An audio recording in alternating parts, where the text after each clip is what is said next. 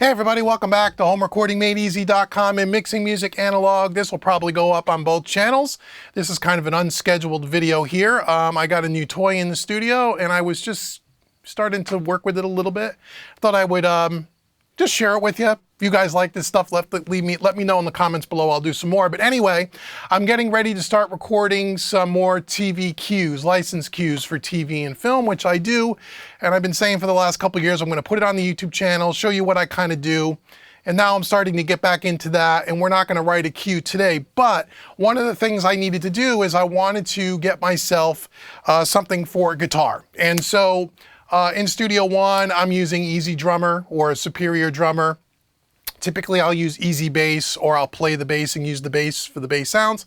And for guitar, I've always would use either a plugin, by Universal Audio, or by IK Multimedia or something like that. And in the past, last time I was doing this kind of stuff, I had Line 6 Helix. When I used to play live, I used to use one of those, and I sold that when I stopped playing live. And I have an EVH little small 50 watt or the 25 watt, the 5150, which I really like, with a 212 cabinet. But I didn't want to, mic up guitar cabinets and do any of that anymore. I just don't have the time to do that. With all the stuff I have going on here, I need something plug and play. So I was researching another modeler, and I picked up the Kemper used on Reverb. I looked at, again, maybe Line 6, the Helix, which I used to have, which I liked, but I didn't want to have something where I had to, have a big floorboard either up on the table or something on the floor. I wanted something that was more like a traditional amp from a control point of view. I know about the Kemper. I used to actually have a Kemper when they first came out, probably within the first year. We're going back probably 10 years, maybe 7, 8 years, I don't know. And I had a Kemper Profiler head, which is what I have now. It's sitting up on top of the rack there, and you can see it on camera. I'll put an image up somewhere. I had this at one time when it first came out, and I had the floor control unit because I was going to use it live, and I was doing some band rehearsals with it at the time. And the way the Kemper actually connects to the floorboard controller, like a pedal board, was with one Ethernet cable. And what I found was, at least back then, is I would have intermittent dropouts between the controller and the head, where the controller would just go completely blank, or it would switch patches on its own without me actually doing anything. And so for live, I said, I can't use that, right? So I got rid of that, and that's when I went to the Line 6 Helix, which again, I liked for live use. It was really, really nice. But for in the studio, I thought, again, I want to try something different. And although the plugins have come a long way over the last, 5 or 6 years, IK Multimedia, the Universal Audio stuff. Now IK Multimedia has the Tonex, which I'll talk about in a minute. I have a Tonex coming in soon. But I did not want to sit in front of a mouse and keyboard and choose patches. I wanted something where I can have a physical unit, like an amp, like the Kemper, where I can just sit up here, I can just go over, tweak the knobs on the front like a traditional amp, and just get to things quickly. That's just the way I am, a little more old school. And so I looked around on Reverb, and I got a really great deal on this. This is a non-powered model. I got it for $1,100 with free shipping, used. And it came with, this guy's got a bunch of third-party profiles by some of the biggest names that are out there, Michael Britt and Chop Tones and Chop Jimmy and some others, Brett Moulendijk. And so all came for free, which is great.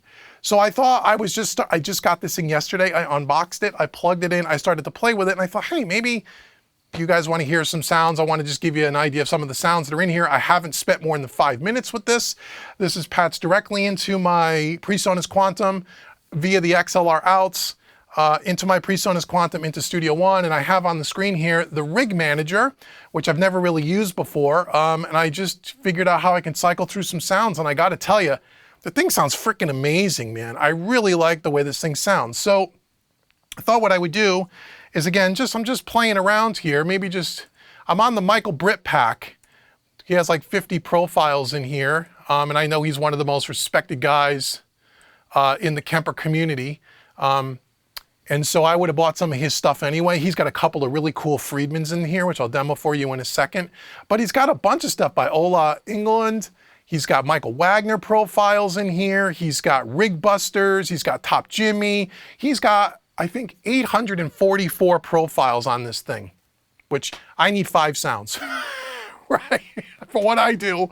So I'm not going to use all of these, but I thought this was pretty cool. So here's, you know, again, I'm not going to be able to go over the Kemper because I got the camera there and turn it. And I know in the editor here, if you look on the screen, you have all the profiles. Again, I know a lot of you guys know about this stuff, but again, this is all pretty new to me. And you can open up the editor and I can switch and change all the stuff right here in the editor, which is really cool. I haven't done any of that yet.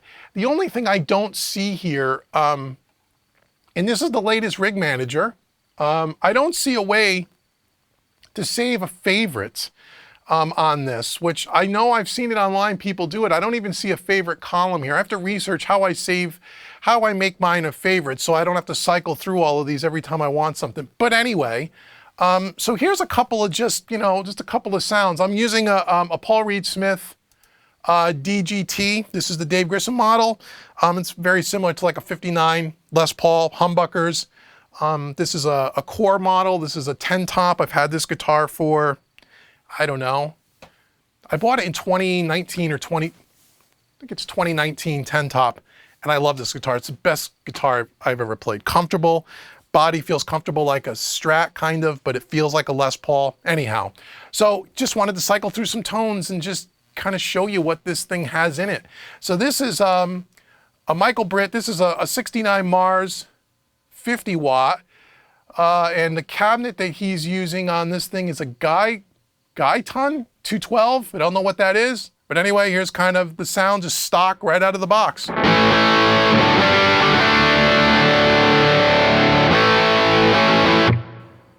mean, it just sounds great, man.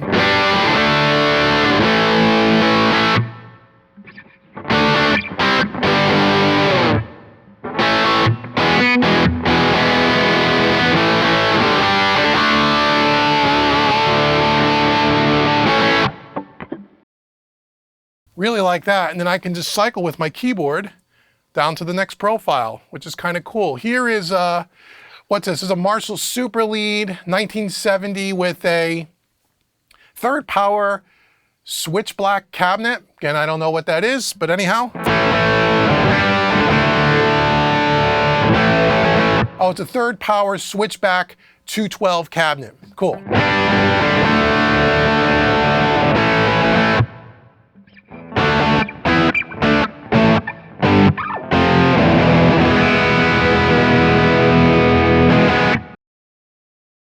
That just sounds freaking amazing, man. The one thing I noticed between like a Kemper and what I remember about the Helix when I had that, although that sounded really good, it didn't sound this good. And it took a lot of tweaking if I remember. And I know the technology is different, right? A Helix is more of an algorithm. It's a modeler, where this is a profiler, right? And so the thing about the Kemper that I've learned in the research and some of the things I know about it is that it's all in the profile. If the profile's not done right, it will sound like crap. But that sounds great, man. What's this one? This is a Champion, Fan Champion. That's the manufacturer. I don't know what that is. With a third power switchback 212 again, same cabinet. That's a 74 Champion.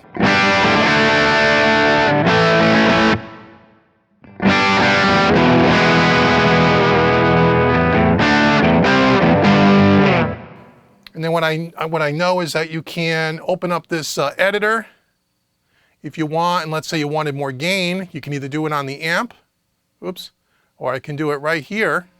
So if I wanted more gain, that's pretty cool.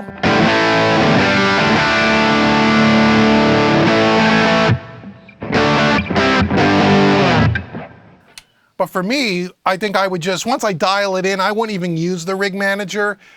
When I'm recording stuff, I just want to have it right over there where I can just switch everything right from the Kemper. If I want more gain, I just go turn the knob. You know, because they have gain, bass, middle, treble.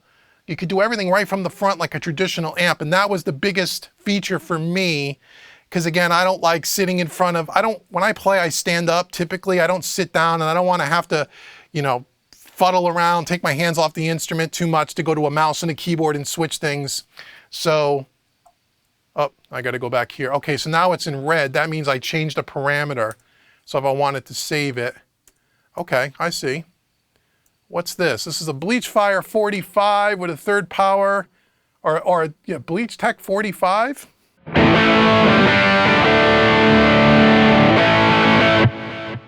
Oh, and it's already got the reverb and the delay in it. That's kind of cool. Oh, let me get this off the screen here. All right, what's this one? Here is this is a Bogner Spirit 30 amp. Bognus? I don't never heard of that either.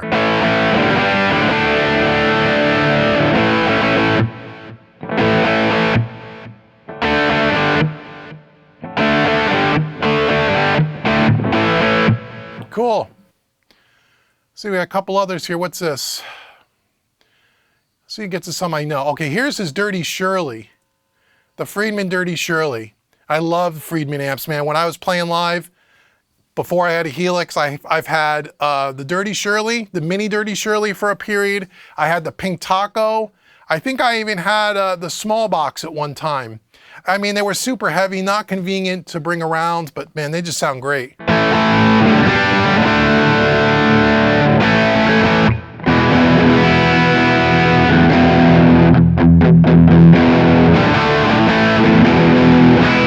Little out of tune. Just put brand new strings on this, so be patient with the tuning. Again, I'm just...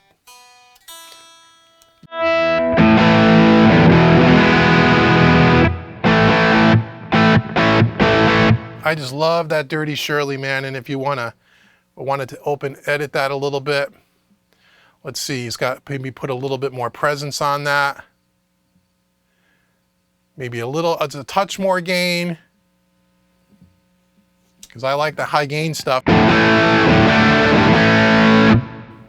Sounds great.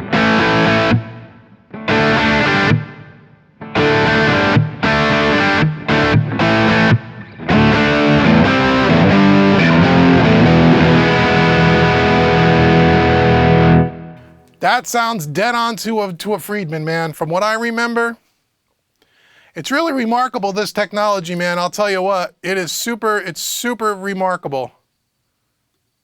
What is this, Dr. X? What's that? Dr. X Rec with a third power cabinet. More light gain stuff.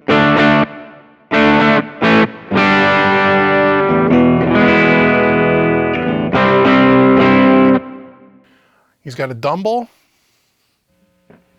What do we got here? Dumble Overdrive Special. Cool.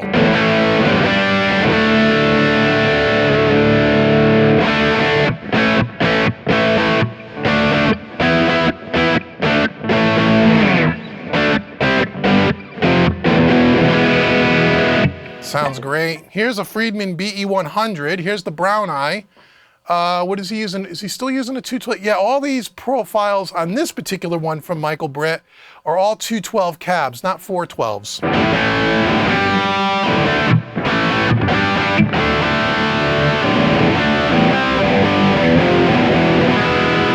I mean, that is a Friedman for sure.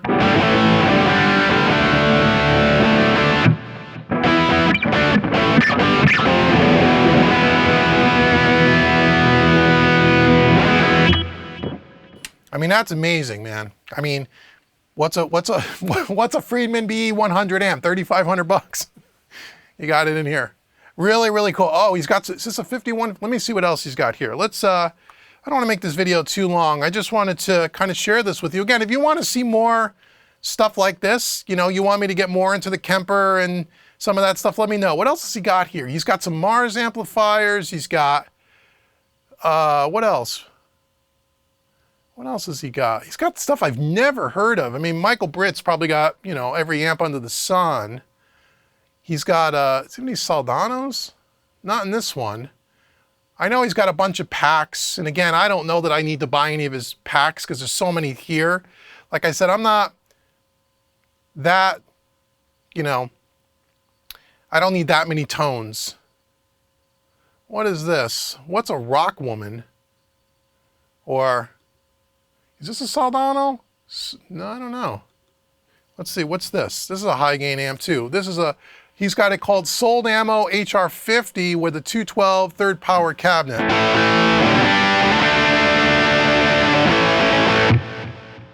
Some reverb and delay. Cool, man. Hold on one second. Make sure we're still recording. So that's all the Michael Britts. I got 50 of those. We also have some Michael Wagner stuff. 17 of those profiles. That's kind of cool. Let's see what we got here. Got to do this with the trackball so I can see what they are. Okay, what has he got here? He has, and I don't know some of the abbreviations. This amp is, what is this? Add A, MP1.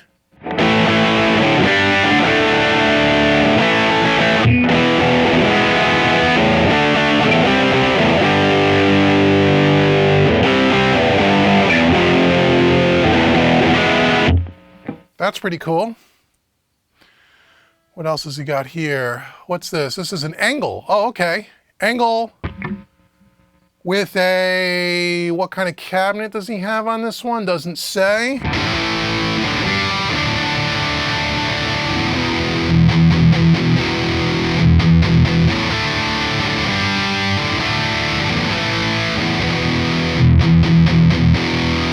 Yeah, it's got that metal sound for sure.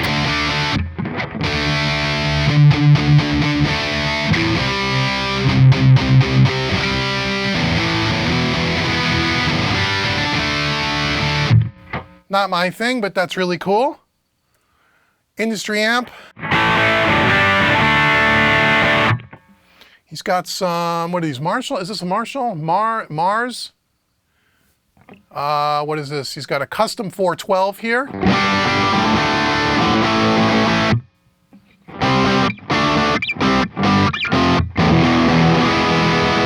Again, I know you could go in, whether it's in here or on the Kemper, and actually add reverb and pedals and all that stuff. But I just want to check these out outside.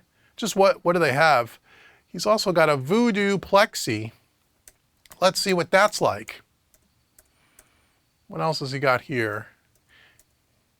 Kind of takes a second here to switch the rig manager with the keyboard. Come on.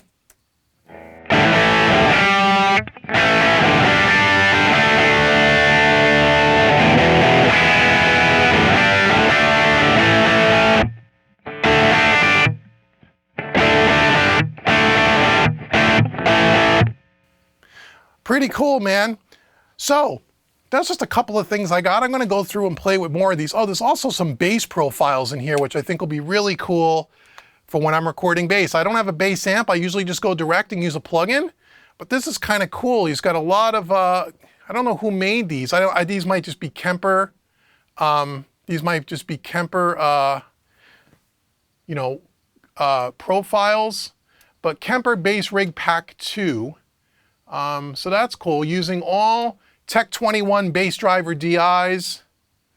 So that might be kind of nice. That'll be kind of cool if I can get a cool bass tone and just plug in my Fender P-Bass and go from there.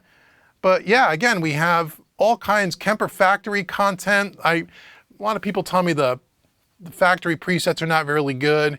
We got the Kemper Legends Tribute Collections 1 through 3. I don't know what that is. Oh, but we got some.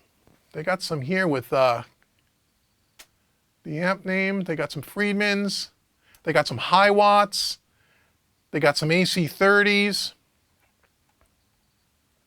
Really cool. So anyway, I'm just having some fun, just checking out this stuff. And as I said earlier, I got Sweetwater sending me the IK Multimedia Tonex, because I guess that's the new thing. And I've looked at the Tonex, and for, $500, it seems like it's really cool, but you have to kind of use it in conjunction with the software. But, and it really wasn't my thing. It wasn't what I would use for what I'm going to do here. But I'm going to compare it to the Kemper tone-wise. A lot of people say the captures on that Tonex are as good as any Kemper, and it's a Kemper killer. But for me, the profiles it looks like I have here, got plenty of profiles that I need. And again, I like the fact that I could just go over to the amp and just turn a knob, and I don't have to sit with a mouse and keyboard and stuff. I just want to get a couple of sounds, hopefully figure out how to save them as a favorite, and then just cycle through them with my keyboard and just stand here and kind of play. That's kind of what I want to do.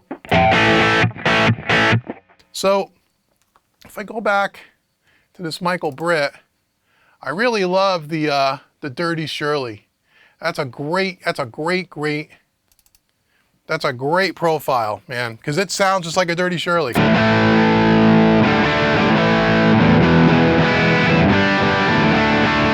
I mean, that sounds just like one. I had one and I know what it sounds like, and that's what it sounds like. That sounds great.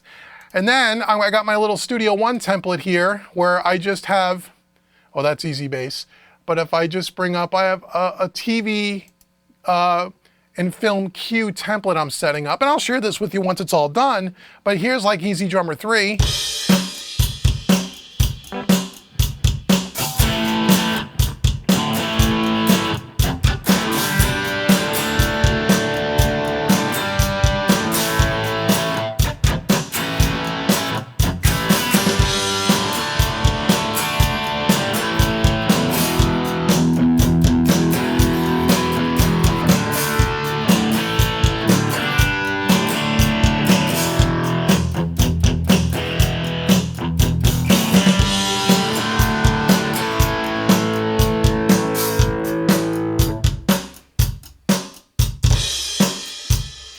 So just stuff like that. So I'm gonna build out a template. I'll share this template with you guys. Write some cool little riff things, little 90-second pieces of music, which is basically most of the stuff that I write is mostly kind of riff rock, guitar, classic rock, riff kind of stuff. So what I'll do is I'll build out a template, show you the template, and then maybe we'll write some stuff together and I'll get used to the Kemper. So anyway, I know it's kind of a longer video, and I know it's probably not overly overly interesting to a lot of you, but I really don't do a lot of guitar stuff on this channel. I want to do that. So I'm going to post this, as I said, on both channels because I am recording through the Quantum. Yes, I'm going to record it through the SSL as well, but I'm going to use it with, record through the SSL, maybe patch it into some of my hardware here as well. We'll do some experiments with that stuff in the future too on the Mixing Music Analog channel. But right now it's just going direct into Studio One. So the console and all the hardware is not even being used, except I'm just monitoring back through my vocals, and the system that I'm using to listen back are my vocal twins with my subwoofer, and it just sounds great. Sounds really good. So anyway, let me know in the comments below if you want to see some more videos about the Kemper, if you have anything specific you want to know. I have to learn it. I really don't know much about it, but I'm willing to learn and to share it with you guys if you want, and if you're interested in seeing some of the stuff, writing some cues for the TV and film stuff, let me know in the comments below. Like, share, subscribe on both channels. And if you don't know, what do you mean, Dave, you have two channels? Yes, we have two channels. We have Home Recording Made Easy, which you may be watching this on, and Mixing Music Analog, which you might be watching this on. If you're not subscribed to both channels, please go make sure you like and subscribe to both channels, because I have everything from working all in the box to working analog and everything in between. We're going to be doing some really cool stuff with recording drums, recording guitars. Make sure you like, share, subscribe. And until the next video, I've been Uncle Dave with HomeRecordingMadeEasy.com and MixingMusicAnalog.com. Thanks so much for watching, everybody, and checking out my Kemper, and I'll talk to you guys soon.